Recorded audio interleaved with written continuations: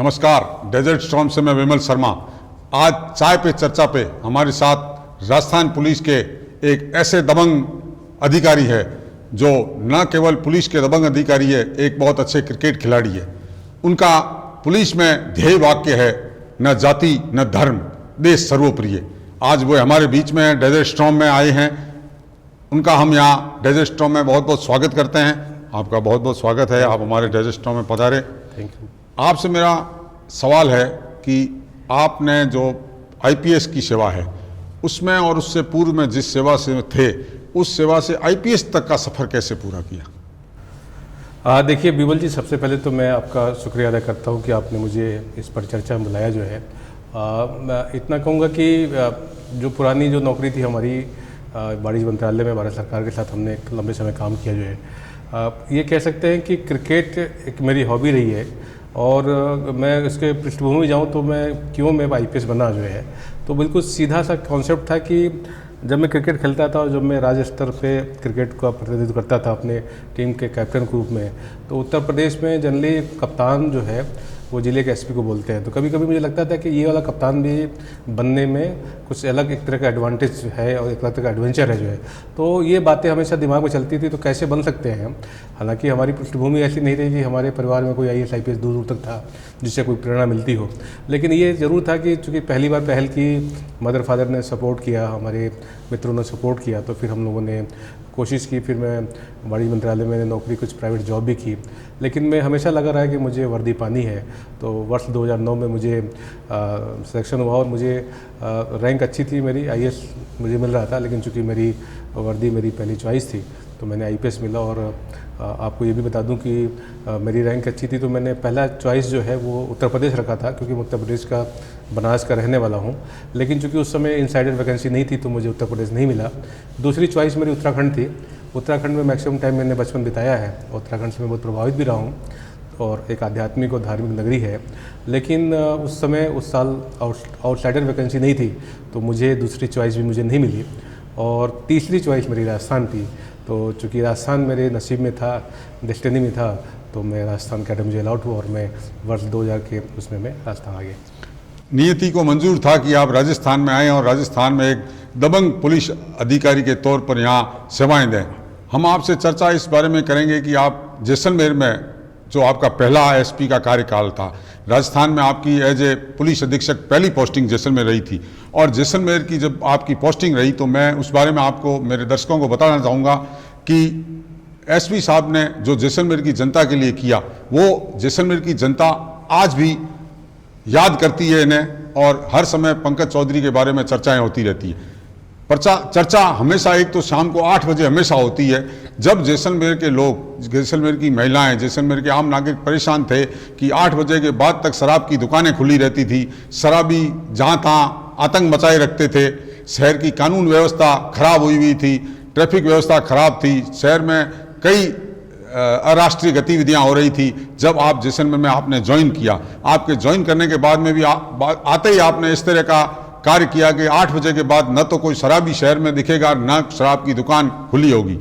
उसका असर ये पड़ा था कि शहर की जितनी भी जैसलमेर की गृहिणियां थी वो हमेशा आपको आशीर्वाद देती थी कि कम से कम या तो जो लुक छुप के शराब पीते थे वो घर में 8 बजे पहुंच जाते थे, शराब नहीं पीते थे, या फिर जो पीते भी थे तो घर पे खरीद के ले जाते थे। और आम जनता खुश इसलिए थी कि उनको देर रात को कभी भी शराबियों से रूबरू नहीं होना पड़ता था, उनके गलत हरकतों से परेशान नहीं होना पड़ता था। तो आपने जिस तरह से जैसलमेर की कानून व्यवस्था को किया था वो आज भी जनता आपको याद करती है, तो इस बारे में आप क्या क्या कहना है? देखिए, इसके लिए तो मैं ये जैसलमेर की जनता का मैं शुक्रिया अदा करना चाहूँगा कि वो, उनका स्नेह मेरे साथ है, प्यार करते हैं।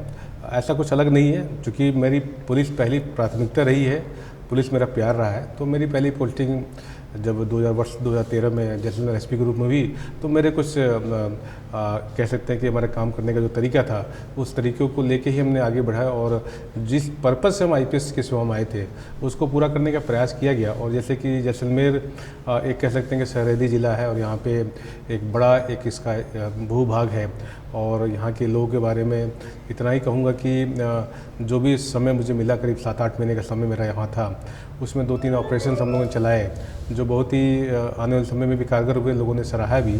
जैसे कि ऑपरेशन वेलकम चलाया जिसमें कि जो टूरिस्ट हमारा आता था बाहर से, विदेशी टूरिस्ट है, चाहे वो गुजरात से, दिल्ली से, तो इनके साथ काफ़ी दिक्कतें होती थी, इनके साथ काफ़ी समस्याएं होती थी। और मुझे याद है कि जब मैं यहाँ पोस्टिंग थी तो माननीय मुख्यमंत्री अशोक गहलोत जी भी उस समय आए थे। तो एक बार एयरपोर्ट पे उन्होंने मुझसे चर्चा की कि एसपी साहब यहाँ पे थोड़ा लपको के बारे में देखिए क्या कर सकते हैं।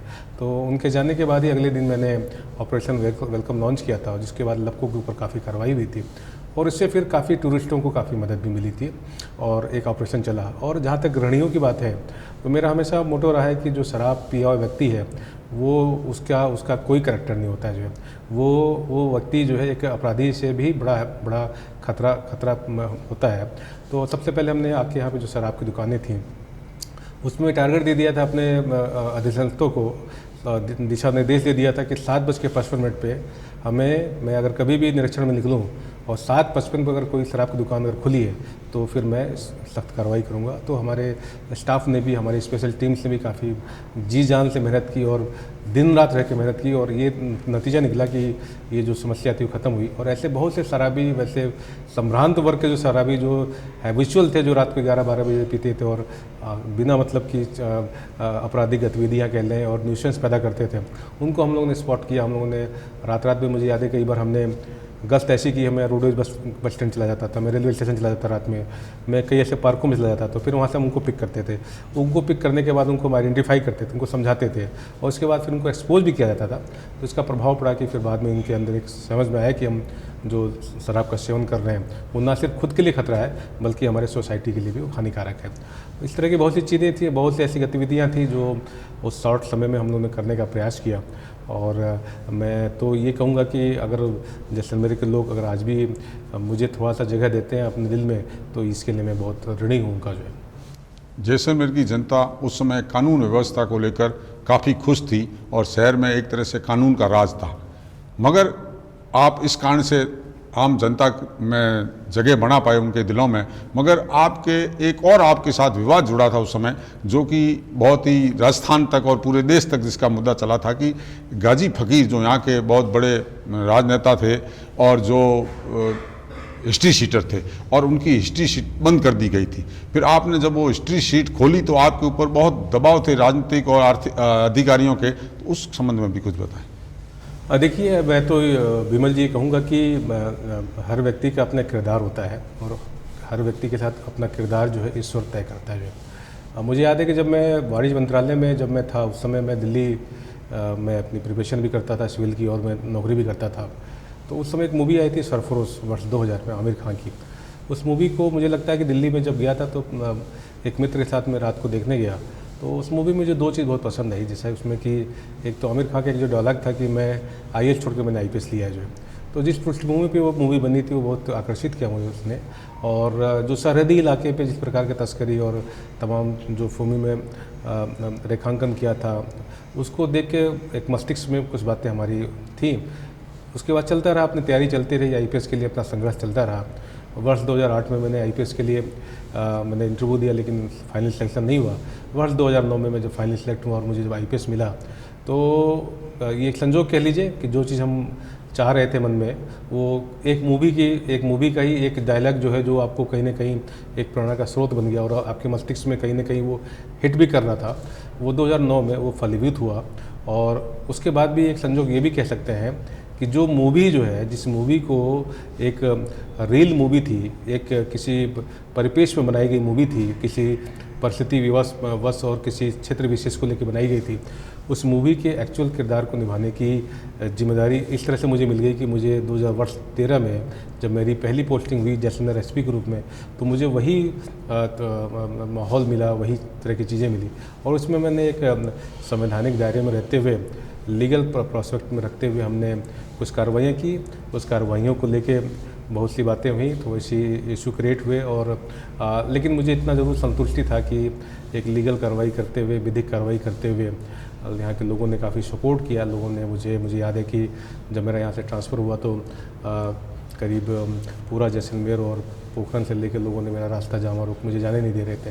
लेकिन ठीक है, ये एक इस तरह का प्यार भी जो एक अद्भुत था और ये हमेशा मेरे जहन में रहेगा। ठीक है, एक छोटा कार्यकाल था, लेकिन आज भी संतुष्टि है कि जिस कार्य के लिए हम IPS हमने चूज़ किया, जिस कार्य के लिए हमने पढ़ाई की, IAS छोड़ के IPS लिया, तो कहीं ना कहीं उसको हमको साकार करने में, उसको आगे बढ़ने में हमें मौका मिला, ईश्वर ने मौका दिया और ये एक संतुष्टि का कारण भी है। ठीक है, उसके बाद परेशानियाँ बहुत सी आई, बहुत से ऑब्स्टकल आए, बहुत सी कठिनाइयाँ आई, बहुत सी दिक्कतें आई, लेकिन उन दिक्कतों ने कभी मुझे कमज़ोर नहीं किया।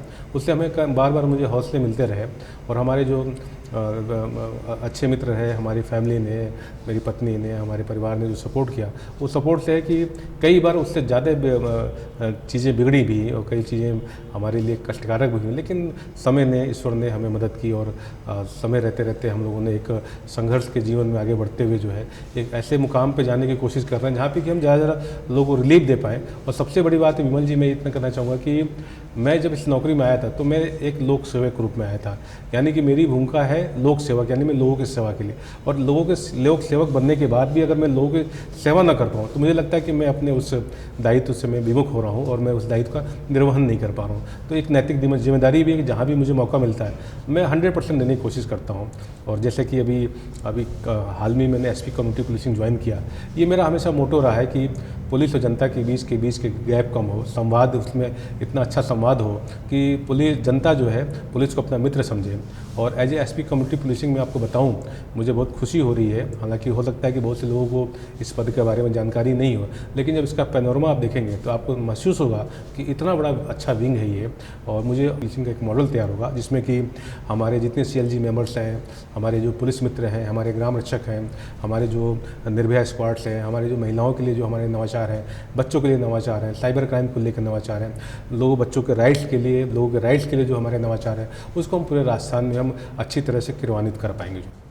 निश्चित रूप से आपकी प्रतिभा है, आप जहाँ भी रहते हैं, चाहे आप पुलिस अधीक्षक के पद पे रहे, चाहे आप कम्युनिटी के भी रहे, उससे पहले किशनगढ़ में आप यहाँ से पोस्टिंग होने के बाद में वहाँ भी रहे थे, तो जहाँ रहे आपने हमेशा अपने प्रणाली से, कार्य प्रणाली से लोगों में छाप छोड़ी है। मुझे आज भी याद है, मेरे को 25 साल से ज़्यादा हो गए पत्रकारिता करते, जिस परिस्थितियों में आपकी यहाँ से स्थानांतरण किया गया था, उसके बाद में जिस तरह से जैसलमेर से लेकर और जोधपुर तक जिस रास्ते से आप गुजरे, आपका बहुत ज़बरदस्त स्वागत किया। लोगों के मन में ये था कि पंकज चौधरी साहब का जो स्थानांतरण हुआ है वो असमय हुआ है, नहीं होना था, उनको यहाँ रुकना था, मगर चूँकि ये एक सरकार की प्रणाली है जिसके माध्यम से होता है, ट्रांसफ़र होती है। मैं एक बात कह सकता हूं कि अगर आज पंकज चौधरी IPS नहीं होते तो निश्चित रूप से या तो इस देश की टीम किसी क्रिकेट टीम का प्रतिनिधित्व करते या फिर किसी स्टेट की टीम का प्रतिनिधित्व करते होते। चाय के बाद फिर चर्चा करेंगे एक बार फिर पंकज चौधरी से। जब तक के लिए नमस्कार।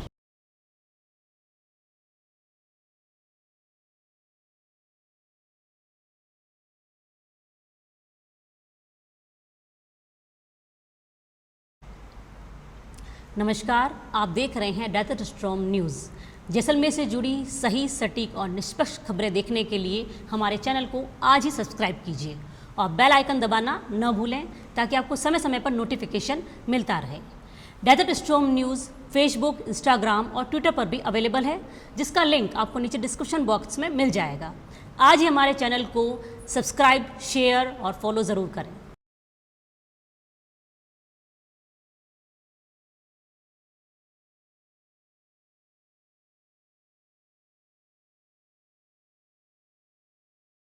नमस्कार।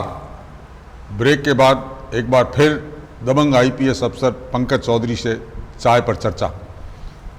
जैसलमेर से आपका स्थानांतरण होने के बाद में आप बूंदी पुलिस अधीक्षक रहे, वहाँ भी आपकी कार्यशैली को लेकर बहुत तारीफ हुई, मगर वहाँ भी एक ऐसा मोड़ आया जहाँ विवाद हो गया, आपने अपने कर्तव्य पालन किया और किसी बात को लेकर वहाँ से भी आपका स्थानांतरण हो गया, तो उस संबंध में आप देखिए। अब ये आप इसके पृष्ठभूमि में जाएंगे तो पंकज का मतलब होता है कीचड़ में खिलने वाला कमल। तो कीचड़ में जो कमल खिलता है तो वो कीचड़ का मतलब हो गया कि आसपास जो नकारात्मकता है उसके अंदर वो जगह बनाता है जो। तो विवाद तो होने हैं, पंकज नाम है तो विवाद होने हैं, लेकिन विवादों ने ही ये कहेंगे कि विवादों ने ही सिखाया है, विवादों ने ही समाज को, पब्लिक को, लोगों को समझने का मौका दिया है। विवाद नहीं होता है आदमी के जीवन में, तो आदमी बिल्कुल सहज होता है और रूटीन सी जरिया होती है जो। लेकिन मेरे लिए कह सकते हैं कि ईश्वर का एक आशीर्वाद कह लीजिए कि उन्होंने हमेशा मुझे परखने की कोशिश की है और तरह तरह के विवाद हमारे जीवन में आए हैं, तो उससे मुझे मजबूती भी मिली है और मुझसे बहुत कुछ सीखने को मिला है। कोई भी व्यक्ति परफेक्ट नहीं होता है, हर आदमी का जीवन जो है वो कुछ ना कुछ सीखने के लिए होता है। तो जहाँ भी है वो कोशिश यही रही कि एक आदर्श और एक व्यवहारिक जो बातें हैं, हम लोग जब सिविल में सेवा में जब आते हैं तो ये करके आते हैं कि हम अपने समाज में जो अपराध है या अगर पुलिस में आ रहे हैं तो अपराधियों पे लगाम लगाएंगे, हम ये जो कमियां हैं उसको दूर करेंगे। और जब हम उस पद को पा जाते हैं तो वो भावना उस समय बनी रहनी चाहिए जो है, क्योंकि जिस आक्रोश के साथ आप आते हैं उस आक्रोश को आपको बनाए रखना चाहिए। अब ऐसा नहीं कि अगर आप IPS ऑफिसर हो गए, IAS हो गए तो आप एक VIP हो गए।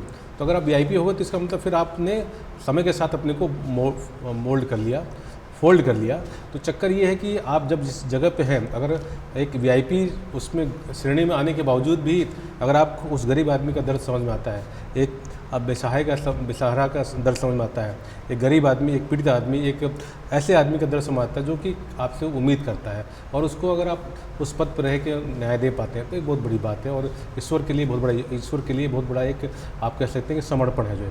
तो मुझे लगता है कि इन तरह के जो विवाद हैं वो उसके लिए मैं खुद जिम्मेदार नहीं हूँ, ये एक डेस्टिनी है।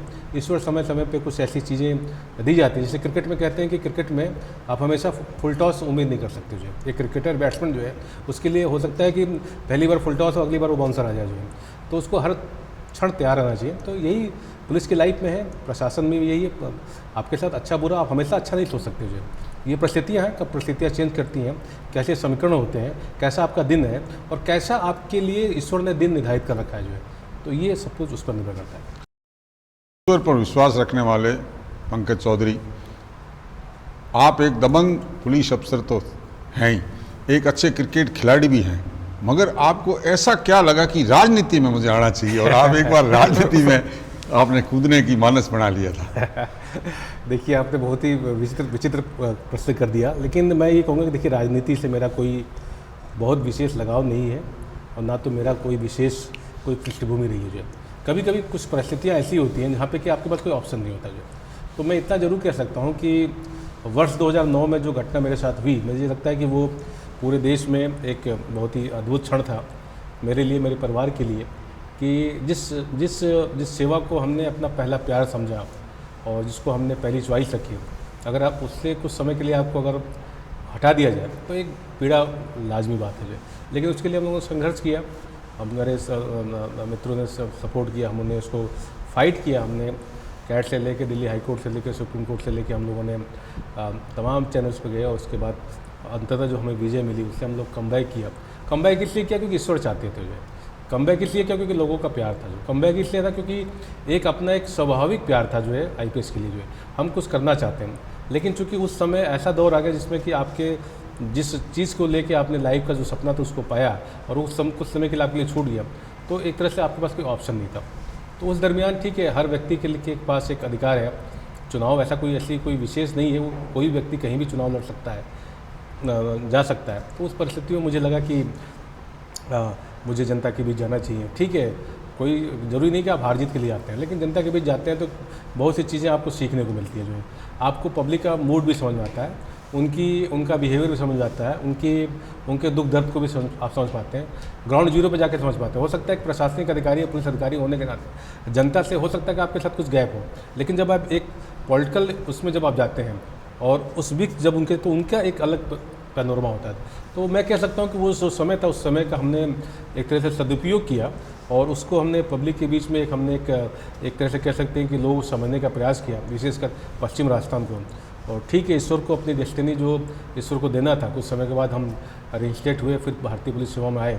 उसके बाद फिर अपनी नौकरी जो है हमने पूरे उसी जोश के साथ हमने कोशिश की कि हम जनता के बीच में उनको अधिक से अधिक हम इस विंग के माध्यम से उनको मदद कर पाए। जो पंकज चौधरी एक दबंग पुलिस अफसर तो है ही, वो उनका दिल है जो एक बच्चे के समान है, बहुत भावुक व्यक्तित्व है, जैसा कि जितना कि मैं उनको जानता हूँ। रिटायरमेंट के बाद आपको नहीं लगता कि राजनीतिक क्षेत्र में आकर भी अगर अपन जनता की सेवा करें और जो समाज में विकृतियाँ है, जो आपने एक आईपीएस अफसर होने के नाते भी प्रयास किया है कि उस विकृतियों को दूर किया जाए, तो क्या एक राजनेता के तौर पर भी सेवानिवृत्ति के बाद कभी आकर ये करने की आपकी मंशा है? देखिए बिमल जी, प्रशासनिक, मैं पुलिस में भी जब आया था तो बहुत विविधतापूर्ण माहौल से आया था। जो मैं बेसिकली एक इंजीनियर हूँ, जो सिविल इंजीनियर। मैंने जो है इसके पहले भारत सरकार में नौकरी की वो ऑडिट अकाउंट्स में की। जो है सिविल सर्विसेज में मेरा विषय जो था वो भूगोल और इतिहास और भूगोल था। जो है और मेरी जो सिविल सेवा में जो चॉइस थी वो आईएएस नौकरी आईपीएस थी। जो तो पूरा विविधताओं का गेम रहा ये, जो है ठीक है ना। तो ये कह सकते हैं कि ईश्वर मुझे बार बार जो है विभिन्न तरह के आयाम मुझे दिखाता है। जो अब मैं आईपीएस आ गया, मैं राजस्थान कैडर आ गया। अब मेरी पहली चॉइस यूपी थी, मैंने आपको बताया यूपी उत्तराखंड नहीं मिला, ठीक है। यूपी का मैं मूल निवासी हूँ, ठीक है, एक स्वाभाविक सा होता है कि अपने प्रदेश में आप रहो, ठीक है, वो नहीं मिला। उत्तराखंड इसलिए कि मेरा बचपन में वहाँ बीता है, तो मैं लगा होता कि मैं उत्तराखंड में मैं नौकरी करूँगा। एक आध्यात्मिक क्षेत्र है, एक देवभूमि है, नहीं हुआ।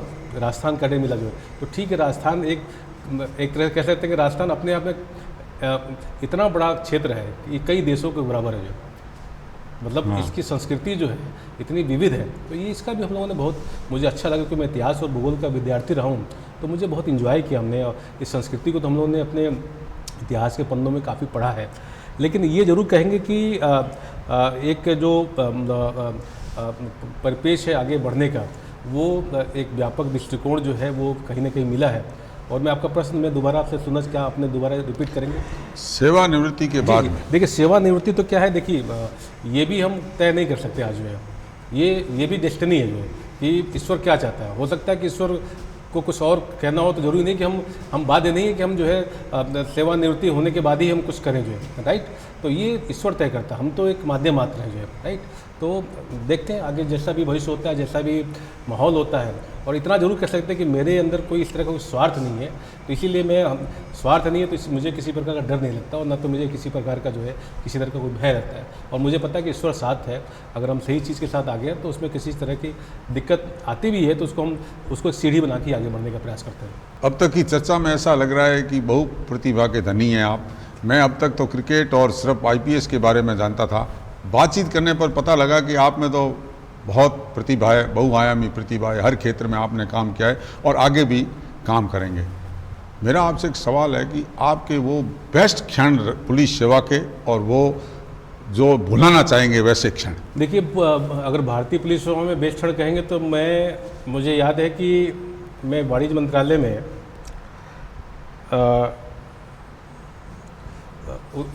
संघ लोक सेवा आयोग के सबसे करीबी जो ऑफिस था उसमें मेरी नौकरी थी जनपद पे।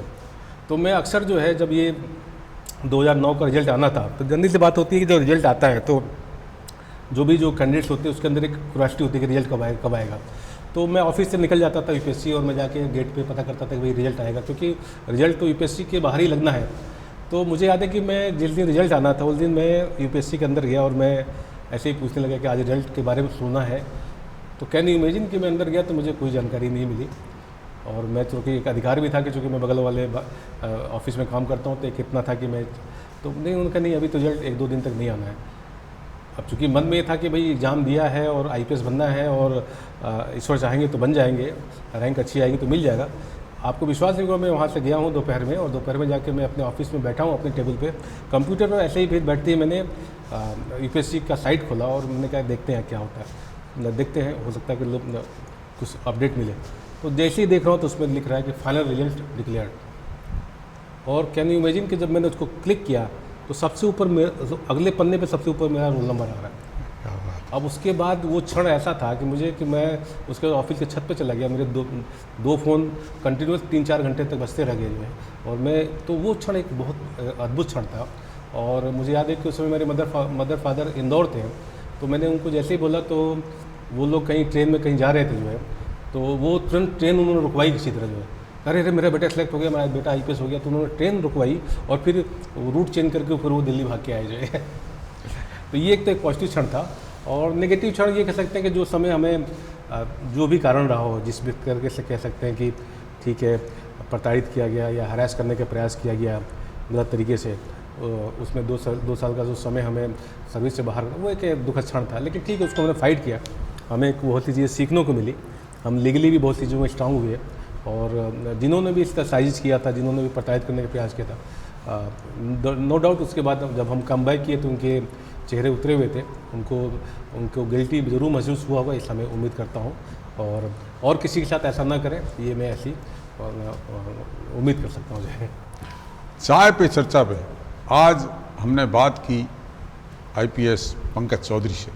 उन्होंने हमारे साथ बातचीत में अपने दिल की बहुत बातें खोली।